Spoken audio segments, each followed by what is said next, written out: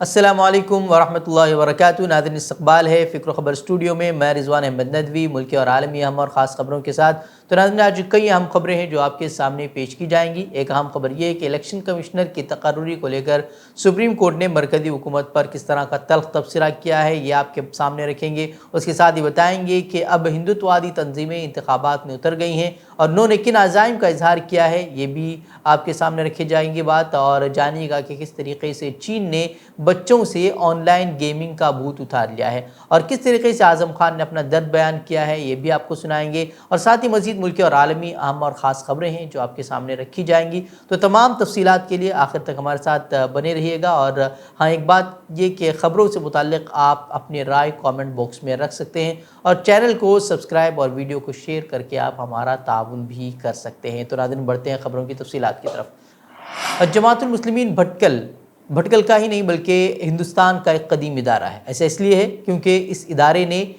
1000 سال مکمل کر لیے ہیں جماعت کی خدمات، اس کی تاریخ اور اس کے منصوبوں کو سامنے لانے، اور ساتھ ہی نئی نسل کو جماعت کی خدمات سے آگاہ کرنے کے لیے 4 اور 5 جنوری 2023 کو ایک تاریخی پروگرام منعقد کیا جائے گا۔ اس کی اطلاع پروگرام کے کنوینر اور مشہور عالم دین مولانا محمد الیاس ندوی نے جماعت کے دفتر میں منعقدہ پریس کانفرنس میں دی ہے۔ مولانا نے پروگرام کی تفصیلات بیان کرتے ہوئے کہا کہ جماعت کے تعلق سے خدمات انجام دینے والوں پر ایک سیمینار منعقد کیا جائے گا اور نئی نسل کو ان کی خدمات سے واقف بھی کرایا جائے گا۔ اس پر ایک سوینئر بھی ترتیب دیا گیا ہے جس میں تحریری طور پر ان کی خدمات کو جمع کیا جائے گا۔ وہیں برادران وطن کے لیے ایک مخصوص پروگرام بھی ہوگا جس میں اسلام اور بھٹکل سے متعلق ان کے شکوک و شبہات دور کرنے کی بھی کوشش کی جائے گی۔ اس کے علاوہ ایک تاریخی نمائش کا بھی اہتمام کیا گیا ہے اور ساتھ ہی اصلاح معاشرہ کے عنوان پر ایک عیدگاہ میدان میں 5 جنوری کو بعد نماز عشاء پروگرام منعقد ہوگا جس میں بھٹکل اور اطراف کے لوگ بڑی تعداد میں شرکت کریں گے۔ مولانا نے ساتھ ہی بتایا کہ اس پروگرام کے لیے all India Muslim personal law board کے جنرل سیکریٹری مولانا خالد سیف اللہ رحمانی صاحب، مولانا بلال حسنی ندوی صاحب اور اڈپی کے پجاور مٹھ کے سوامی کے ساتھ ساتھ ملک بھر سے علماء اور اہم شخصیات کو بھی مدعو کیا جائے گا۔ گزارش ہے کہ اس وقت کے جو حالات ہیں اس میں جس طرح سے اجتماعی اداروں کو منظم طور پر توڑنے کی کوشش کی جا رہی ہے، ایسے موقع پر ہمارا یہ پروگرام اسی بات کی طرف دعوت دیتا ہے کہ ہم مل جل کر رہیں، متحد رہیں۔ اسی میں ہماری طاقت بھی ہے، اسی میں ہماری پہچان بھی ہے اور اسی میں ہماری حفاظت بھی ہے اور دین کی بھی حفاظت ہے۔ تو اس لیے ایک دین کا فریضہ سمجھ کر، ایک دعوت کا تقاضا سمجھ کر اور وقت کی مصلحت سمجھ کر ہم آگے بڑھیں اور اخلاص کو پیش نظر رکھیں اور اللہ سے دعا کرتے رہیں کہ اللہ تعالیٰ جس مقصد کے لیے اس پروگرام کو منعقد کرنے کی توفیق دے رہا ہے اس مقصد میں ہمیں کامیاب کریں۔ اور سپریم کورٹ کے آئینی بینچ نے الیکشن کمشنروں کی تقرری کے تعلق سے کچھ ایسے زبانی تبصرے کیے ہیں جن سے مرکزی حکومت دہل گئی ہوگی۔ بینچ نے الیکشن کمشنروں کی تقرری کے پروسیس، ان کی تقرری کے لیے سپریم کورٹ کے کولیجیم جیسے سسٹم کی ضرورت کے تحت داخل کی گئی پیٹیشنوں پر سنوائی کرتے ہوئے زبانی طور پر کہا کہ ملک کو ایک ایسے چیف الیکشن کمشنر کی ضرورت ہے جو کہ وزیر اعظم کے خلاف بھی کارروائی کر سکے۔ سپریم کورٹ نے بدھ کے روز مرکزی حکومت سے کہا کہ وہ ارون گوئل کی الیکشن کمشنر کی شکل میں حال ہی میں ہوئی تقرری سے متعلق فائلوں کو دیکھنا چاہتا ہے اور اس بات پر بھی زور دیا کہ وہ یہ دیکھنا چاہتا ہے کہ کس طریقہ کار سے ان کی تقرری کی گئی اور اسے فائلیں پیش کرنے میں کوئی خطرہ نہیں ہونا چاہیے، اس طرح کی بات کورٹ نے کہی۔ عرضی دہندہ کی نمائندگی کر رہے وکیل پرشانت بھوشن نے گوئل کی تقرری کے سلسلے میں ایشو اٹھایا تھا۔ انہوں نے کہا تھا کہ گوئل موجودہ سیکریٹری ہیں، انہیں جمعہ کو اپنی خواہش پر سبکدوشی دی گئی اور تقرری نامہ ہفتے کو جاری کر دیا گیا اور پیر کے روز ہی انہوں نے الیکشن کمشنر کے شکل میں کام کرنا شروع بھی کر دیا۔ انہوں نے اٹارنی جنرل سے یہ بھی کہا کہ اگر کوئی لاقانونیت نہیں ہے تو آپ کو خوف نہیں کھانا چاہیے اور اگر سب کچھ مناسب طریقے سے چل رہا ہے تو ہمیں فائل دکھا دیں، ہم چاہتے ہیں کہ دیکھیں کہ کس طریقے سے چیزیں کام کر رہی ہیں۔ اور جب سے بی جے پی برسر اقتدار آئی ہے اس وقت سے تاریخ کو نئے سرے سے لکھنے کا کام جاری ہے۔ جن عظیم حکمرانوں نے اپنی پوری زندگی مذہبی رواداری کی مثال قائم کی اور جنہوں نے ایک سچے ہندوستانی کا فرض نبھاتے ہوئے انگریزوں کا مقابلہ کر کے شہادت پائی، ان پر اب کیچڑ اچھالنے کی کوشش کی جا رہی ہے۔ ٹیپو سلطان پر اب ایک کتاب لکھی گئی ہے جس میں انہیں غلط طریقے سے پیش کیا گیا ہے اور اب کرناٹک کی ایک عدالت نے اس کتاب کے ڈسٹریبیوشن اور فروخت پر عبوری روک لگا دی ہے۔ بنگلور کے additional city civil and session court نے فیصلہ ضلع وقف بورڈ کمیٹی کے سابق چیئرمین بی ایس رفیع اللہ کی عرضی پر سماعت کرتے ہوئے دیا ہے۔ عرضی میں اس کتاب کے تعلق سے ٹیپو سلطان کے بارے میں غلط معلومات دینے کا الزام لگاتے ہوئے اس کی فروخت پر پابندی لگانے کا مطالبہ کیا گیا تھا۔ عدالت نے اپنے فیصلے میں کہا کہ کنڑ زبان میں لکھی گئی کتاب ٹیپو نیجاکن سگڑو یعنی کہ ٹیپو کے حقیقی خواب کو آن لائن پلیٹ فارم سمیت کسی بھی دوسرے میڈیم پر فروخت کرنے اور اس کے ڈسٹریبیوشن سے روکا جاتا ہے۔ بی ایس رفیع اللہ نے اپنی درخواست میں دعویٰ کیا تھا کہ کتاب میں ٹیپو سلطان کے بارے میں غلط معلومات شائع کی گئی ہیں، جس کی نہ تو تاریخ تائید کرتی ہے اور نہ ہی اس کا کوئی جواز ہے۔ رفیع اللہ نے یہ بھی کہا تھا کہ کتاب میں مسلمانوں کے تعلق سے توہین آمیز الفاظ کا استعمال کیا گیا ہے۔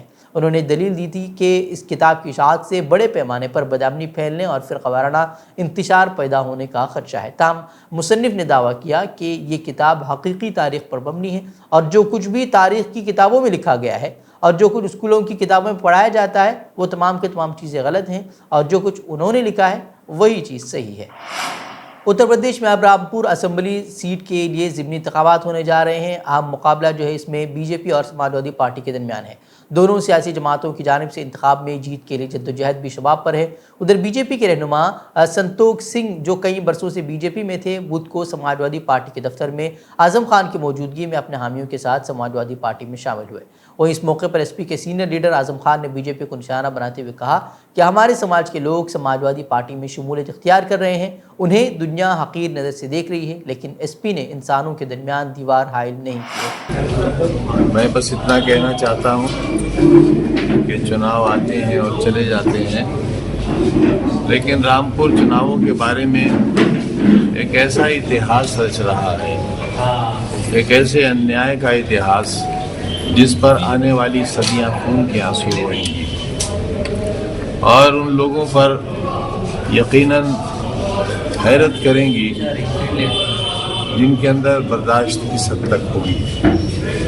ظلم کرنے والوں کا ظلم اور سہنے والوں کی برداشت، دونوں کو آنے والا اتہاس بہت دن یاد رکھے گا اور پڑھے گا۔ لوک تنتر کا پرو کہا جاتا ہے، لیکن کیا ہو رہا ہے اس پر ٹپڑی کرنے سے بہتر یہ ہے کہ ہم خود اس کا احساس کریں اور حالات کا مقابلہ کریں اور ایک ایسی فتح درج کریں جس سے آنے والے لوگوں کو یہ سبق ہو کہ لوک تنتر کو دمن تنتر سے نہیں دبایا جا سکتا۔ سی اے اے کے نفاذ کے حوالے سے ملک بھر میں جاری ہنگامہ آرائی کے درمیان مغربی بنگال کے وزیر اعلیٰ ممتا بنرجی نے پھر اس معاملے پر اہم بیان دیا ہے۔ انہوں نے بدھ کو کہا کہ این آر سی نافذ کرنے کی آڑ میں حراستی مراکز میں بھیجے جانے سے بچنے کے لیے آپ یقینی بنائیں کہ آپ کا نام ووٹر لسٹ میں موجود رہے۔ وزیر اعلیٰ ممتا بنرجی دراصل حکومت کی جانب سے تمام اضلاع کے سرحدی خاندانوں کو زمین کے پٹے تقسیم کرنے کے لیے منعقد ایک پروگرام میں جو ہے وہ خطاب کر رہی تھی۔ تقریب کے دوران انہوں نے 4700 زمین کے دستاویزات سونپے۔ وہیں اس موقع پر انہوں نے کہا کہ آپ یہ یقینی بنائیں کہ آپ کا نام فہرست رائے دہندگان میں شامل ہو، نہیں تو آپ کو این آر سی کے نام پر ڈیٹینشن سینٹر بھیج دیا جائے گا، جو کہ شرمناک بات ہے۔ وہ ہندو مہاسبھا اب میرٹھ کا نام بدلنا چاہتی ہے۔ اب وہ میرٹھ کا نام بدل کر ناتھورام گوڈسے نگر رکھنا چاہتی ہے۔ انہوں نے کہا کہ اگر اس کا امیدوار پورے اتر پردیش میں دسمبر میں ہونے والے میونسپل انتخابات میں میرٹھ کا میئر منتخب ہوتا ہے تو وہ اس کا میرٹھ کا نام بدل کر جو ہے وہ گوڈسے نگر رکھ دیں گے۔ گوڈسے وہی ہے جس نے 1948 میں مہاتما گاندھی کو قتل کر دیا تھا اور اگلے سال نومبر میں اسے پھانسی دے دی گئی تھی۔ وہی تنظیم کے قومی نائب صدر اشوک شرما کا کہنا ہے کہ ضلع میں مسلم ناموں والے مختلف مقامات کے نام بھی عظیم ہندو مردوں کے نام پر رکھے جائیں گے۔ اگروال نے کہا کہ ہمارا پہلا وعدہ ہندوستان کو ہندو راشٹر بنانا ہے اور دوسرا کام یہ یقینی بنانا ہے کہ ہر ہندو گو یعنی کہ گائے کا خیال رکھے۔ یہ تنظیم مذہبی تبدیلیوں کو روکنے اور مسلمانوں کی خوشامد کی سیاست کو روکنے پر بھی کام کرے گی، اس طرح کی بات انہوں نے کہی۔ تو ناظرین اب بڑھتے ہیں عالمی خبروں کی طرف۔ امریکی ریاست ورجینیا کے ایک اسٹور میں فائرنگ سے 10 افراد ہلاک ہوئے ہیں۔ پولیس ترجمان کا کہنا ہے کہ حملہ آور بھی اس میں مارا گیا ہے۔ اسٹور سے ایمرجنسی کال موصول ہوتے ہی پولیس نے علاقے کو گھیرے میں لے لیا تھا۔ میڈیا کے مطابق امریکہ میں رواں سال 600 سے زائد فائرنگ کے واقعات رونما ہو چکے ہیں، جن میں درجنوں افراد ہلاک اور زخمی ہوئے ہیں۔ وہیں امریکی دارالحکومت واشنگٹن سے تعلق رکھنے والے خاتون سینیٹر نے حملے کو بے حس تشدد قرار دیتے ہوئے کہا کہ وہ دل شکستہ ہے۔ وہ اس وقت تک آرام سے نہیں بیٹھیں گے جب تک ہم اپنے ملک میں بندوق کے تشدد کی اس وبا کو ختم کرنے کا حل تلاش نہیں کر لیتے، جس نے بہت سی جانیں لے لی ہیں۔ وہ چینی حکومت نے نومبروں میں ویڈیو گیم کی لت پر قابو پانے میں بڑی حد تک قابو پا لیا ہے۔ چین دنیا کی سب سے بڑی ویڈیو گیمنگ مارکیٹ ہے، تاہم سرکاری میڈیا اس صنعت کو روحانی افیم قرار دیتی ہے اور وہاں اس طرح کی کمپنیوں کے خلاف کئی سارے جرمانے بھی عائد کیے جاتے رہے ہیں۔ وہیں نوعمروں میں ویڈیو گیم کی لت پر قابو پانے کے لیے بیجنگ حکومت نے ویڈیو گیم کھیلنے کے لیے اوقات متعین کر دیے ہیں۔ اسکول کھلے رہنے کے دوران 18 برس سے کم عمر کے نوعمروں کو جمعے کے روز، ہفتے کے روز اور اتوار کے روز صرف رات 8 بجے سے 9 بجے تک آن لائن ویڈیو گیم کھیلنے کی اجازت ہے۔